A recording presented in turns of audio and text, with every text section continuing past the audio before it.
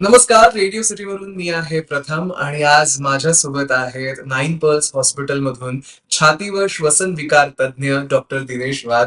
गेल्या 16 वर्षांपासून ते रुग्णसेवेत आहेत आणि त्याचबरोबर ब्रोंकायटिस असू देत किंवा मग श्वसनाचे आजार असू देत, मोठे मोठे स्पेशल केसेस असू देत, सरांनी हाताळलेले आहे.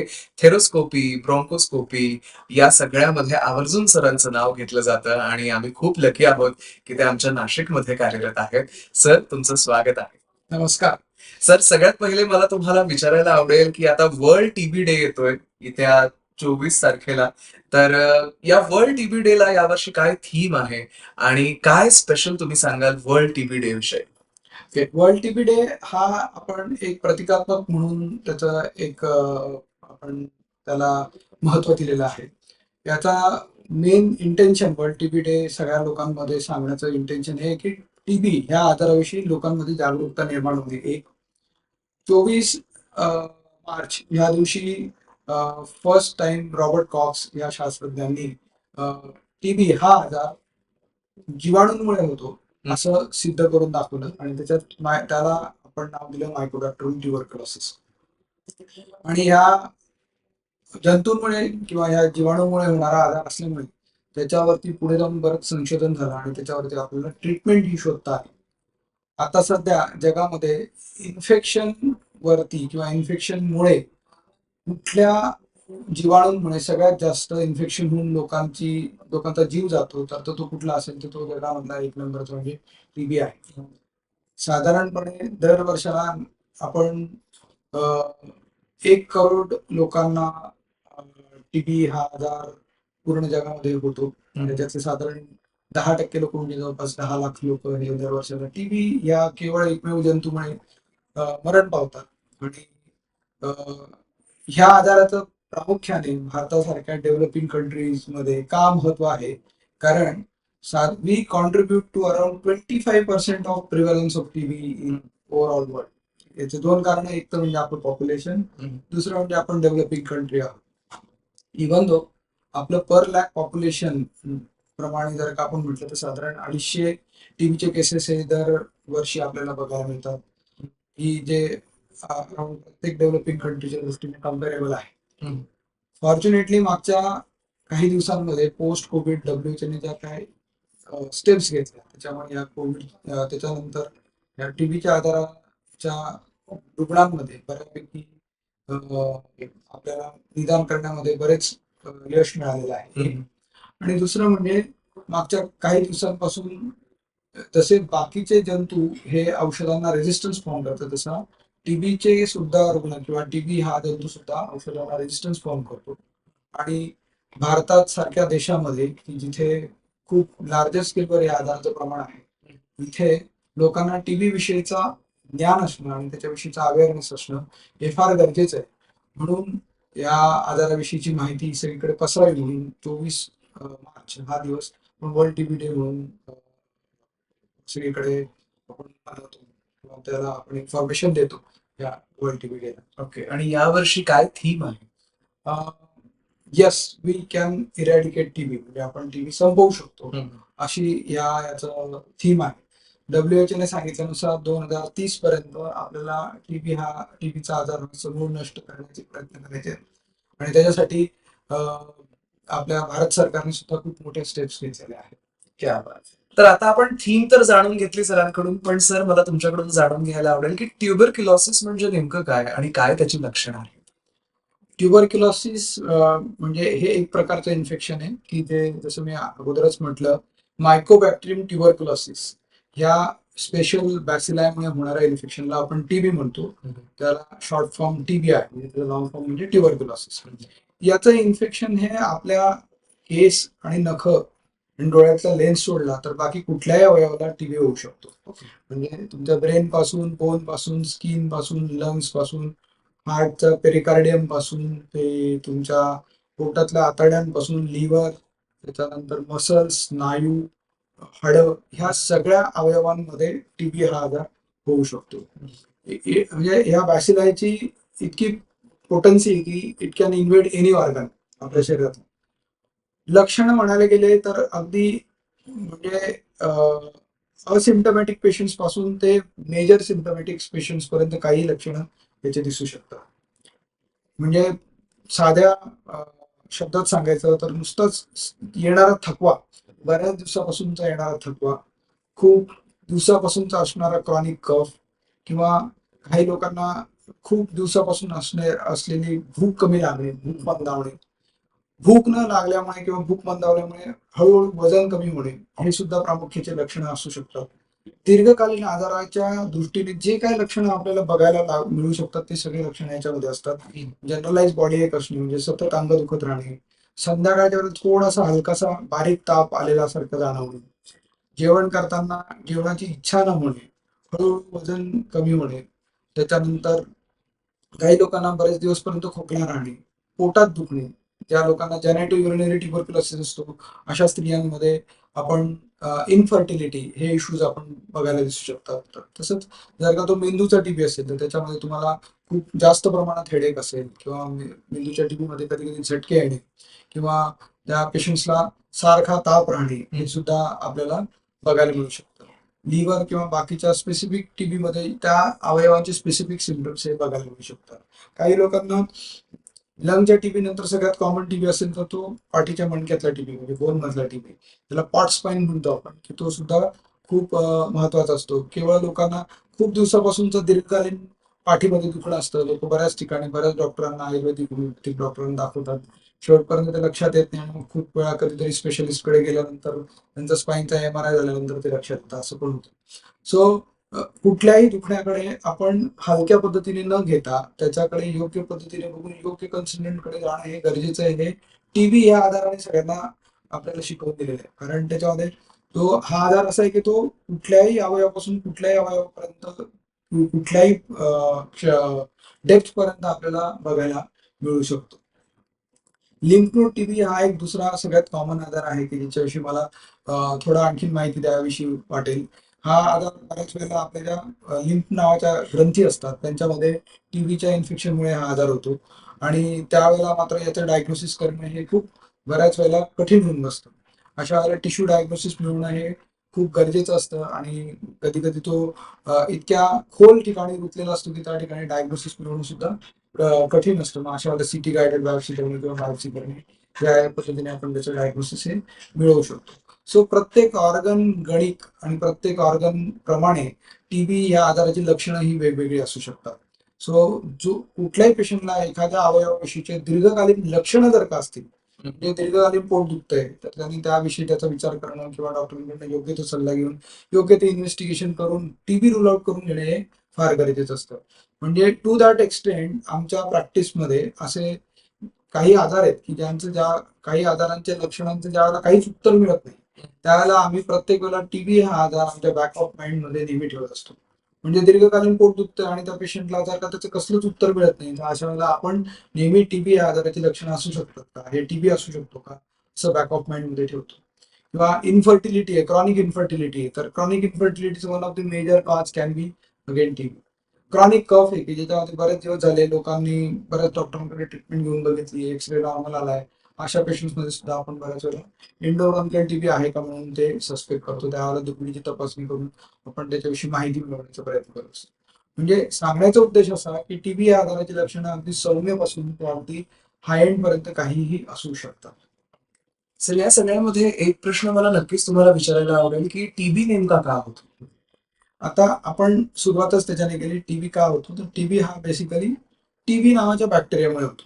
आता सगळ्याच लोकांमध्ये टीबी होतो का असं नाहीये. बऱ्याच लोकांमध्ये बॅकग्राऊंड मध्ये त्यांची रोगप्रतिकार शक्ती ज्या वेळेला कमी असते त्यावेळेला ते टीबीचं जे झालेलं इन्फेक्शन असतं ते उफाळून येतं. म्हणजे युजली टीबी हा लो सोशो इकॉनॉमिक याच्यात असलेल्या लोकांमध्ये जास्त कॉमनली बघायला मिळतो. तसेच ज्या लोकांची रोगप्रतिकार शक्ती कमी आहे अशा लोकांमध्ये बघायला मिळतो. म्हणजे काय, एल्डरली लोक झाले की ज्यांचं वय जास्त आहे त्यांच्यामध्ये टीबीचे इन्फेक्शन जास्त कॉमनली बघायला मिळू शकतात. यंग चिल्ड्रन्स मध्ये की ज्यांच्यामध्ये रोगप्रतिकार शक्ती थोडी कमी आहे त्यांच्यामध्ये बघायला मिळू शकतात. किंवा HIV सारखे पेशंट की ज्यांच्यामध्ये रोगप्रतिकार शक्ती ही कमी आहे त्यांच्यामध्ये टीबीचा आधार हा जास्त प्रामुख्याने बघायला मिळू शकतो. किडनीचा आधार ज्यांना CKD किंवा किडनी ट्रान्सप्लांट झालेले किंवा ऑर्गन ट्रान्सप्लांट झालेले, इम्युनोमॉड्युलेटर चालू आहेत, अशा लोकांमध्ये टीबीच्या इन्फेक्शन हे कॉमनली बघायला मिळू शकतं. काही लोक की जे ज्यांना काही इम्युनॉलॉजिकल डिसऑर्डर्स असतात की ज्यासाठी आपल्याला इम्युन मॉडिफाईंग औषध द्यावे लागतात, म्हणजे जसं आर्थरायटिस सारखे संधिवातासारखे आजार आहेत, त्यांच्यामध्ये आपल्याला टीबीचं लक्षणं जास्त दिसू शकतात. तसंच कॅन्सर सारखा आजार की ज्यांच्यामध्ये कॅन्सर झालेला आहे, त्यांना आपण किमोथेरपी दिली आणि किमोथेरपीमुळे काही काळापर्यंत प्रतिकारशक्ती कमी झालेली, अशा लोकांमध्ये टीबीचं इन्फेक्शन हे उफाळून येऊ शकतं. आणि मग सगळ्यात कॉमनली ज्यांच्यामध्ये बघितलं जातं ते म्हणजे लो सोशो इकॉनॉमिक, ज्या लोकांकडे, ज्या लोकांचं खाणं पिणं राहणं राहणीमान हे नाही आहे चांगलं, त्या लोकांमध्ये म्हणजे त्यांचं जे अत्यंत गरीब लोक आहेत त्यांच्यामध्ये हे बघायला मिळतं. जसंच जे लोक अगदी कमी जागेमध्ये जास्त लोक राहत आहेत, जे झोपडपट्टीत राहणारे किंवा लो सोशो इकॉनॉमिक लोक की जिथं व्हेंटिलेशन बरोबर नाही, अशा लोकांमध्ये टीबीचा आजार आपल्याला जास्त प्रामुख्याने बघायला मिळू शकतो. आणि तसंच ऑफकोर्स जे लोक हेल्थ केअर सेक्टरमध्ये काम करतात, आमच्यासारखे डॉक्टर्स, नर्सेस, स्टाफ, या लोकांमध्ये हा आजार जास्त प्रामुख्याने बघायला मिळतो, कारण हा एअरबॉर्न डिसीज आहे. ज्या लोकांना फुफ्फुसाचा टीबी आहे त्यांच्या थुंकी वाटे किंवा कफ वाटे जसा कोविड पसरायचा त्याच पद्धतीने थुंकी वाटे हा पसरणारा आजार आहे. म्हणून जे लोक टीबी असलेल्या रुग्णाच्या संपर्कात येतात त्या लोकांमध्ये टीबी होण्याची लक्षणं, टीबी होण्याचे चान्सेस हे जास्त असू शकतात. प्लस काही लोकांची ज्यांची इम्युनिटी कमी आहे आणि त्यानंतर सोशो इकॉनॉमिक स्टेटस कमी आहे, ज्यांच्यामध्ये न्यूट्रिशन व्हॅल्यू तेवढी मिळत नाही, अशा लोकांमध्ये बघायला. ओके. त्याचबरोबर काय लाईन ऑफ ट्रीटमेंट असते सर ट्युबरक्युलोसिससाठी? हा प्रश्न अत्यंत महत्वाचा आहे. अं, मी ज्यावेळेला 2005-2006 मध्ये ज्यावेळेला मी पोस्ट ग्रॅज्युएशन करत होतो, आमच्या डिग्रीचंच नाव असं होतं की post graduation in chest and tuberculosis. त्याच्यामध्ये अं, त्यावेळेचा आणि आताच्या याच्यामध्ये इतका जमीन अस्मानचा फरक झालाय की इतकं रिव्होल्युशनाइज झालंय गोष्टी ट्रीटमेंटमध्ये. म्हणजे जसं त्यावेळेला आपल्याकडे बटनवाले मोबाईल होते 2005-06 मध्ये, आणि आता आपल्याकडे फोल्डेबल मोबाईल आले, पुढच्या काही दिवसांमध्ये गॉगल वाले मोबाईल येतील. तसं आता ट्रीटमेंटमध्ये सुद्धा भरपूर काही नवीन गोष्टी आलेल्या आहेत.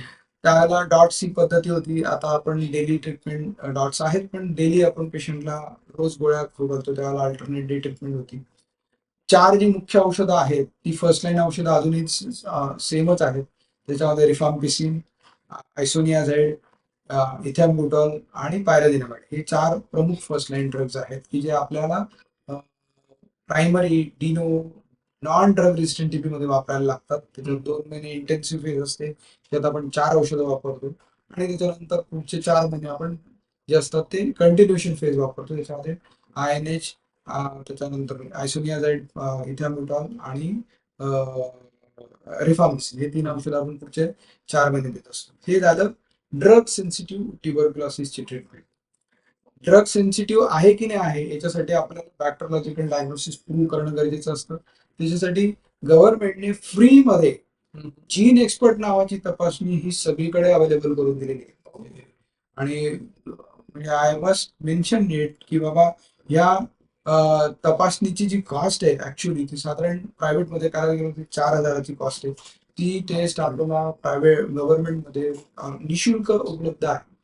ही टेस्ट केल्यानंतर आपल्याला कळतं की कुठल्या प्रकारचा टीबी आहे. म्हणजे रिफाम्पिसिन सेन्सिटिव्ह आहे का रिफाम्पिसिन रेजिस्टन्स आहे. रिफाम्पिसिन सेन्सिटिव्ह असेल तर फर्स्ट लाईन ड्रग जसे मी तुम्हाला आता सांगितले.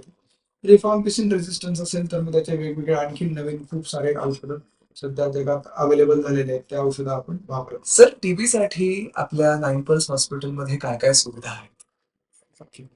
तर आपण टीबी या आजारासाठी मी जसं म्हटलं की ह्या आजाराला डायग्नोज करणं हे सगळ्यात मोठं चॅलेंज असतं बऱ्याच वेळेला. तर त्या चॅलेंजला ओव्हरकम करण्यासाठी जी काय उपलब्ध साधनं लागतात ती सगळी साधनं आपल्याकडे उपलब्ध आहे. म्हणजे काय तर आता जर का फुफ्फुसाचा टीबी असेल तर त्याच्यामध्ये आपल्याला ब्रॉन्कोस्कोपी लागते, ब्रॉन्कोस्कोपिक बायोप्सी लागते, ही सगळी सुविधा आपल्याकडे उपलब्ध आहे.